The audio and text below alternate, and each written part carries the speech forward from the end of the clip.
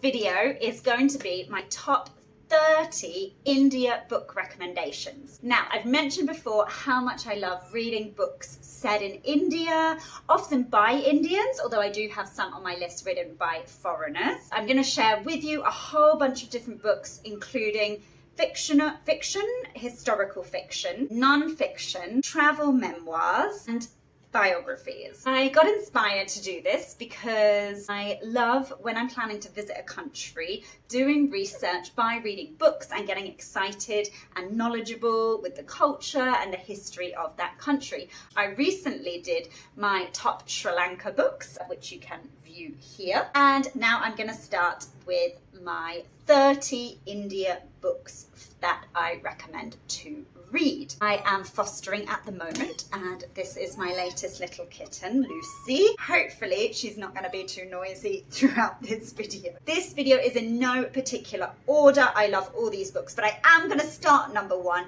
with The Far Pavilions by MMK. If you've been watching my booktube channel for a little while, you might know that this is one of my favorite ever books. It was written about the 80s, but it's set in colonial India in about the 1800s. It all centers on Ash, who is the main character, who is brought up in, and as a young teenager finds out that he's not actually Indian, and he gets shifted off to England to stay with relations or family friends, and discovers all he wants to do is get back to India, which he feels is his home. The story then follows him on this incredible journey through staying in different palaces, one of which I saw in real life, the Hawa Mahal, and he re-enters India as an officer in the British Army. So there's a lot of historical fiction that ties into it. There is an ongoing love story all the way through, and it actually culminates with real life characters in what became one of the Afghan wars in the north of India. So there's so much learning from this book, and I really definitely recommend it to any India lovers and any historical fiction lovers as well. Book number 2 is A Suitable Boy by Vikram Seth. I absolutely loved this book and I really recommend it. They recently made a TV series of it, which is actually really good as well, but I obviously recommend reading the book first. It is a multi-generational story set in contemporary India, and it weaves in lots of political, religious, historical background information into like one big family saga, and who someone's going to marry, the issues that young people had if they fell in love with someone who is of the wrong religion. This book actually made me really want to visit India even more, so I really recommend it. It's all set in post-partition India, so there are elements that refer to the partition when India split, and we ended up with India and Pakistan, and then eventually Bangladesh as well. So there's a lot of learning in the background there, although it doesn't explicitly explain all those things to you. So you might want to do further research or read other books on my list to help with some understanding of a very complex situation in history. The third one is Shantaram by Gregory David Roberts. Now, this is shown to be an autobiography from Roberts himself. However, lots of people question how much embellishment has gone into it. And I remember having a dispute with my roommate once because she was like, you just shouldn't be allowed to call things an autobiography if they've got embellishment. I personally think it's such a fantastic story. It's really gripping. There's this huge adventure that happens. So I kind of let him get away with it, and I really enjoyed all the embellishments, if they are that. It is based on Robert's own life. He was in an Australian prison and he escaped, and he managed to smuggle himself onto a plane to India, and it is all about what ensues in his life there, from fighting with the Mujahideen to working with the mafia in Bombay, to living in a slum and working as a kind of impromptu doctor there because he had some first aid background. He goes on to make fraudulent passports. There's a lot about warring gangs within Bombay. And it's just this huge, big adventure story. And a lot of people say it's the book that made them want to visit India. There is a cafe that is spoken about in the story called Leopold Cafe, and I did actually go and visit this cafe when I was in Mumbai, so I think they do pretty well out of people wanting to visit there because of this book. So I really recommend it if you love adventure and you don't mind your autobiographies with a bit of embellishment. Number 4 is Midnight's Children by Salman Rushdie. This book comes under magical realism as a story. On the stroke of midnight, when India gets its independence from Britain, Rushdie's story takes place around all the children who are born at that moment, and they are all telepathically interconnected because they are the children of the brand new India. I think it's such a fantastic creative idea. And what happens is the story then follows different children around different parts of India and brings in a lot of the turbulent history that happened at the time there. You have to go with it, with the magical side of it, but I really recommend it. It's a fantastic story. It doesn't always explain how things happen or why they're happening, but it explained it very much from the people on the ground as they were experiencing these elements of Indian history. So let me know if you've read that and what you thought about the magical realism too. Number 5 is a bit more of a classic. It is A Passage to India by E.M. Forster, and this story is all set during the British Raj, the British colonization of India. It explores the differences of treatment and superiority when an Indian doctor is accused of assaulting a white English woman there. It's all the background of what happens. It's really intriguing and frustrating because you're so frustrated at the characters and how they oppress the Indians in the book. And I think it's a really good classical work to read. So if you're interested in classics, I don't think it is that challenging to read like some other classic fiction books can be. Like the one I'm reading at the moment. I'll reference that at the end. But yeah, I really recommend reading this book if you like classic fiction. Number 6 is A Fine Balance by Rohinton Mistry.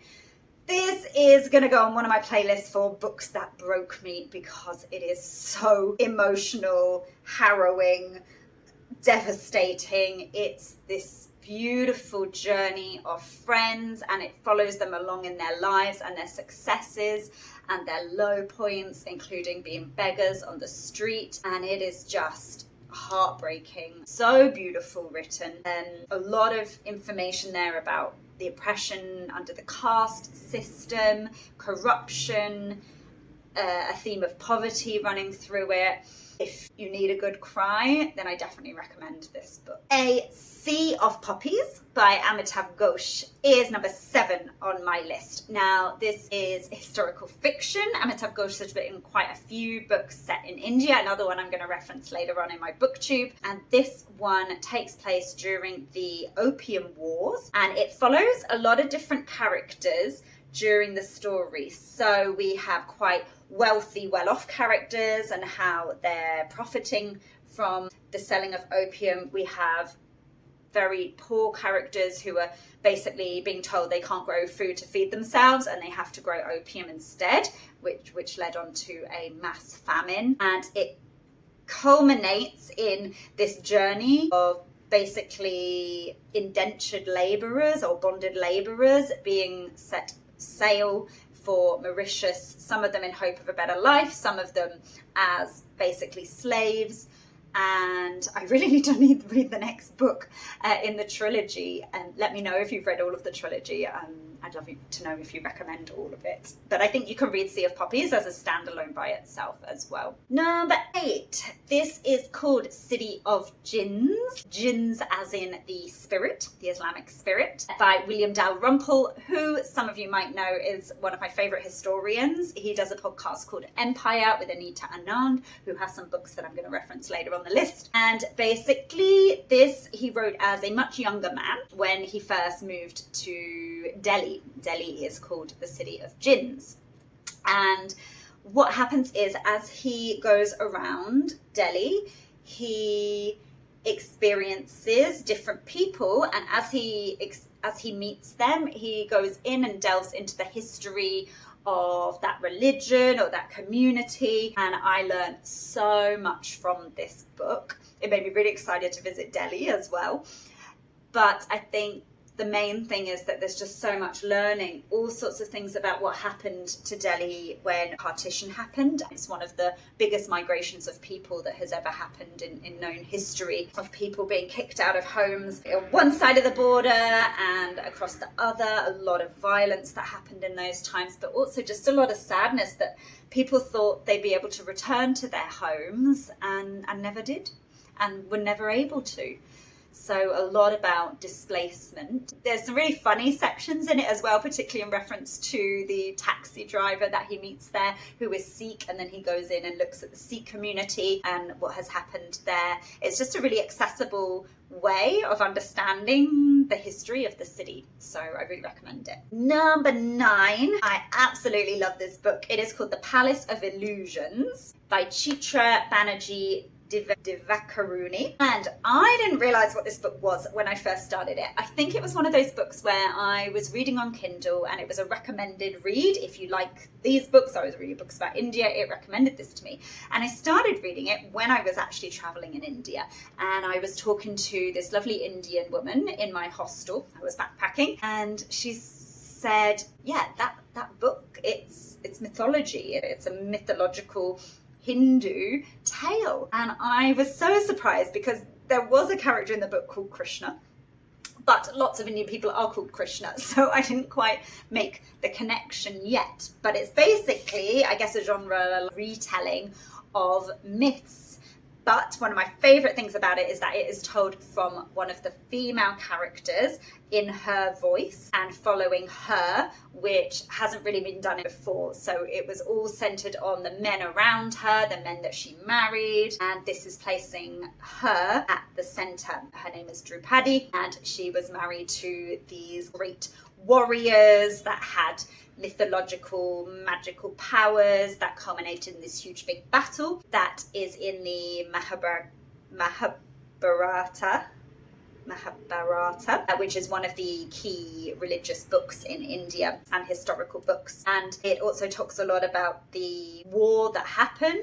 And I have read more recently that some people think this is a war that could have actually happened based on some archaeological digs that they have. So despite this being mythology, I think there could be some roots in what really happened at the time as well, which is fascinating. Number 10. This book is Holy Cow by Sarah MacDonald. This is much more on the lighter of the reads on this India book list. And it's a travel memoir by this young journalist, Sarah, who visited India, really didn't like it. A palm reader told her at the airport, "You're going to return to India one day for love." And she thought, "No, I'm not," and went home to Australia.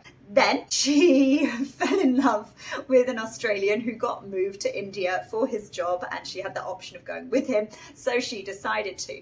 And it's all about her personal experience in India. Again, a lot about discovering religious and historical knowledge as she travels around India and encounters different cities and different people. It's quite funny in sections, and some really interesting things about culture shock and spirituality as well that she's interested in the book. So I recommend this. I think it's quite good because she's such an outsider, so it's quite a good way into India. If you've never read a book about India before, I might recommend starting with Holy Cow. So book number 11 is Home and the World by Rabindranath Tagore, who is one of the greats of Indian literature. This would be seen as a classic or literary fiction. I'm not going to lie, I read this book quite a long time ago and I don't remember all of it. I do remember there is a love triangle, and within that love triangle, one of the female characters is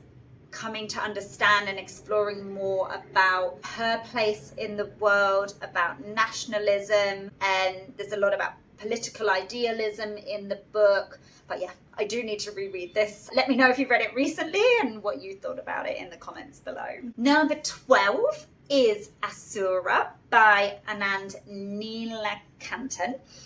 Again, this is a book based on a retelling of one of the Hindu myths, this time in the Ramayana, which is really interesting because a lot of this links in with Buddhism. As some of you might know, I live in Thailand, so there's a lot of Buddhism here. I visited a lot of Buddhist temples, and you see a lot of the same characters in this book that come from Hinduism in Buddhism too. So that's a really interesting crossover that sometimes when I'm looking at a temple, I think, oh, that's the character from the book that I read. Yeah. I really liked it because a bit like the one about Drupadi, it tells the voice of people that we never hear about in the mythological fiction. So this is from the voice of the baddie, Ravana, and it's his tale, so you can understand that he's not actually a villain, a bit like some of the Marvel things are doing retakes and Disney of, oh, you know, this is why the villain's seen as the villain. So quite interesting psychologically. It references a lot about the kidnapping of Sita and about the Monkey King and this big battle that ensued, and it's just a really fantastic rollicking adventure story that also helps with understanding of Hinduism and Buddhism. Number 13 is Sister of My Heart by Chitra Banerjee Divakaruni again, and this one is contemporary fiction. This time it's a story of two cousins who have very, very different fates, and one of them has an arranged marriage and then one of them is trying to flee from that situation. So it follows the bond of these two cousins and the decisions that they make. Number 14 is called The Inheritance of Loss by Kiran Desai. This one is a fiction book, but I think it's really beautifully done because it references a lot about the immigrant experience. So it's partly set in northern India and to Nepal as well, and it's a lot about identity and displacement, and it weaves together these three narratives of a judge, his orphan granddaughter, and an undocumented Nepalese immigrant in New York, and kind of how they all come together. And yeah, it's a story I really enjoyed reading. Okay, some people have to forgive me for this one, but this is number 15, and I'm gonna say The Jungle Book by Rudyard Kipling. Now, Rudyard Kipling was one of the great colonizers of India. However, I did want to still reference his work because I think the focus on the nature instead of focusing on what he was a part of doing in India as a colonizer, I think is still worth referencing. So as some of you probably know from the Disney film, this is the adventures of Mowgli, who was raised by wolves in the jungle. And if you love animals, which I do, it's just a wonderful adventure into the jungle, making you think about all these different animals. I was very excited to see a mongoose after The Jungle Book, and also the Just So stories, which were short stories that kind of centered on different jungle animals from India. So I do think it's still worth referencing, although I obviously acknowledge that it's all very much written from the white man's perspective, and that's why I didn't put one of his other works on the list. Number 16, I did reference this book before in my Books I Cannot Believe Are True list. If you're interested in that, you can watch that here. This one is by Anita Anand, one of my favourite historical researchers, and it's called The Patient Assassin. It is all non-fiction, but one of my favourite things is it reads like a fictional narrative.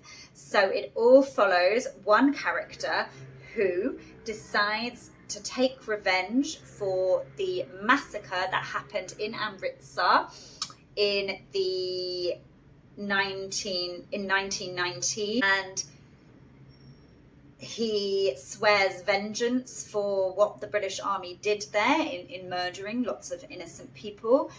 To this day, there's a dispute about how many people were even actually murdered there. Very interestingly, Anita Anand's own relative was around in Amritsar at this point, and she even references her own family members, so it feels a very personal story too. But it follows this radicalization of Udham Singh, who went on to kind of vow revenge and assassinate the man who was responsible for this killing. And it's this incredible, I guess, adventure story, but all of it is true, and it's all pieced together by all the research and the letters that Anita has read and the traveling that she's done in different places, because Udham Singh traveled globally. He was very interested in what communism could do to try and free India from the oppression of British colonization there. Absolutely must-read book for anyone who loves India. My next one is The Covenant of Water by Abraham Verghese. This is a historical fiction book set around the last 100 years, and it's all set in Kerala, and it's one of my favorites, which is it's a multi-generational family. So you follow the family and then you follow the history, and also really interestingly the medical developments. There's a lot in the book about surgery, about leprosy, about medical advancements in dealing with leprosy and stigma. There's a lot of references to the political situation, rise of communism happening in Kerala at the time. There's also some little bits of magical realism that I quite enjoyed, with some elements of the spirits there. There are some very horrific parts of this book, including a really awful childbirth scene, so just a trigger warning about that one. That part was set in 1920s, but still it stayed with me. And some also really interesting quirky things where the family have an aversion to water and a lot of unexplained drownings. Yeah, so there's a kind of element of mystery, lots of weaving together of characters that you're not sure how they're going to come into play in the book, and then they come back in and it's not quite what you expected. And it's quite a huge book. I recommend it if you got some time. Number 18 is Sophia. This is another book by Anita Anand. This time she follows an ousted Indian princess and her family who were kicked out of India by the British under the British Empire, and it's all about the downfall of her father. It references the Kohinoor diamond, something that is still very controversial today.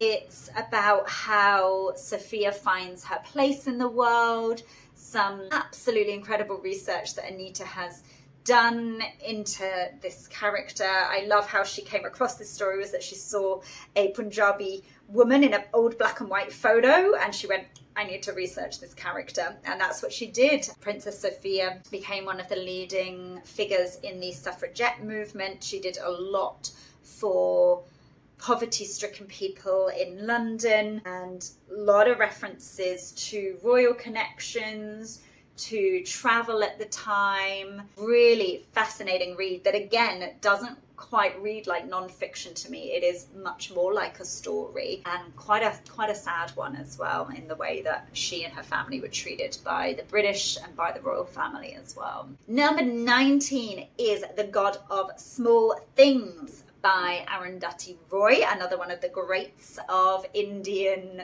storytelling. And it's a story all about forbidden love and caste discrimination. It follows two twins from their different perspectives, also set in Kerala. And it's a really fantastic, I read it quite a while ago, but there's certain parts of it that still stay with me, particularly the parts that make you quite angry about injustice to do with caste discrimination. Yeah. I really recommend this book. Number 20, I mentioned I was going to say about Amitav Ghosh again, and this time it is The Glass Palace. This book is not only set in India, it also takes place in Burma and Malaya, which was then Malaysia and Singapore combined under the British Empire. And it follows an orphan and his rises to fortune, what happens under colonial rule, his travels around. There's a lot of different stories, again, different characters in the book that weave back together, all kind of weaving into the main character's life. And I learned a lot about how things were moved around the empire, people exported goods, how some people would obviously like jump on this chance to make money. So the teak industry that took off here, the rubber industry, where whole sections of land were kind of being cleared and taken in. Suddenly like this almost gold rush moment with these resources. I learned a lot from this book. Number 21. I am going to reference this book, but I didn't absolutely love it, and I'd love to know your take on it if you've read it. It is called The White Tiger by Aravind Adiga. It is a fictional story where you do not like, well, I didn't like the main character of the book. So I think that's why I struggled with it. And you're obviously not supposed to like them, but I do think in parts you're supposed to empathise with them. And I don't know whether I totally did. Maybe my humour's not dark enough. It's quite dark sense of humour in the book. And it's a lot about class struggle, being treated as a servant. And the main character rises through the ranks to have wealth and money, but in order to do so is ruthless and violent. And yes, I'm interested to know if you loved this book, and tell me what you loved about it if you did, because maybe I should give it another go and reread it. My book 22 is called Difficult Daughters by Manju Kapoor. I sent a picture of this to my mum when I read it because I thought of me and my sister as her difficult daughters, but that is not what this book is about. It's all set during partition, and it follows one woman, Vamati, who is stuck between what she is supposed to do according to her family's expectations and what she wants to do, which is that she falls in love with a married professor. And it's all quite heartbreaking in what she wants to do, and then you get the kind of the generational insights into how all the women in the family are feeling about this and whether she's made the right decision. It's called Difficult Daughters. It's quite a difficult read in parts, but I do recommend it for insight into the struggles of family expectations, particularly on women. Book 23 is The Death of Vishnu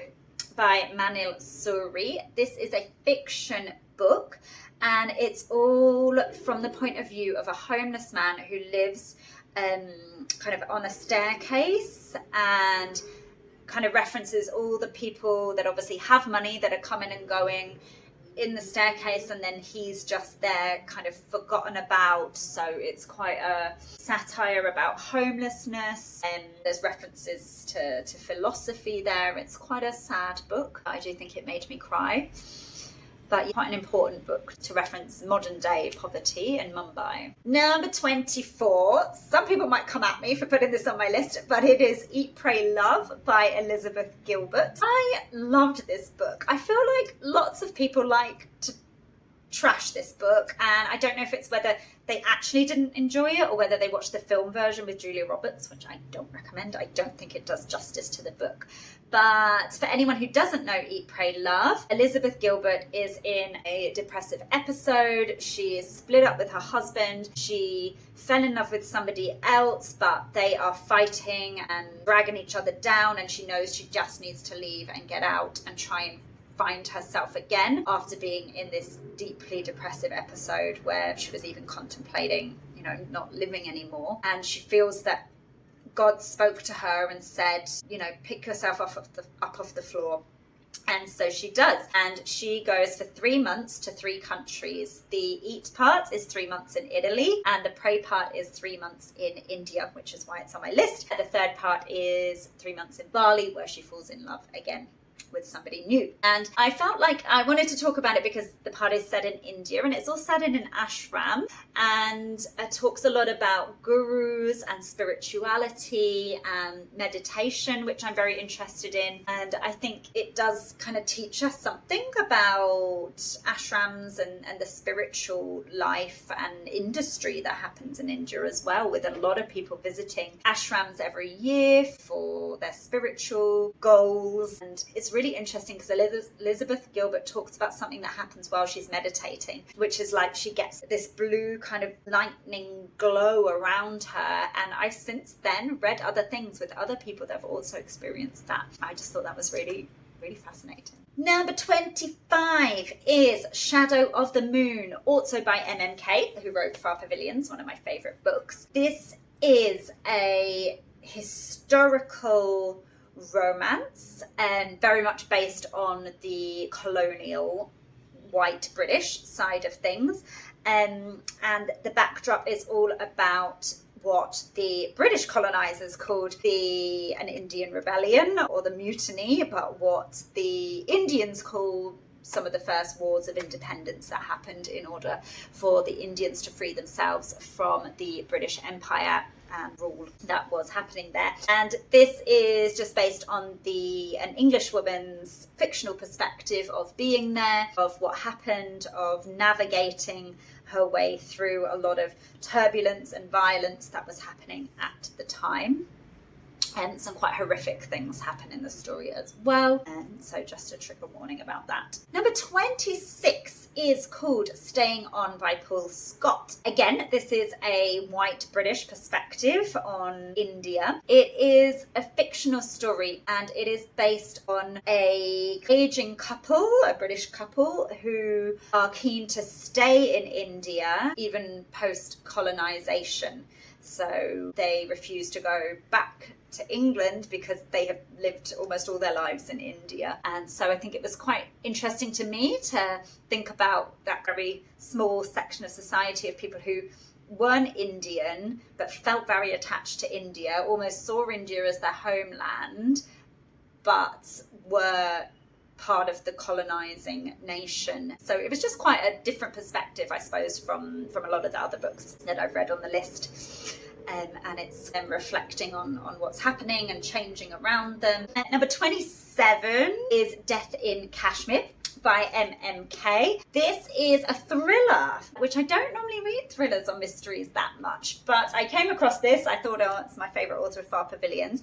However, it is very, very different to Far Pavilions. I feel like Far Pavilions had a lot to say about history and a lot of learning there. This one was much more just the British Raj as a backdrop to the mystery events and murders that are happening in this thriller. So yeah, there were parts of it and I thought, oh, this doesn't feel very enlightened in sections. It's very much from the point of, oh, we don't want Indians to have independence. So it might really annoy you, which is understandable.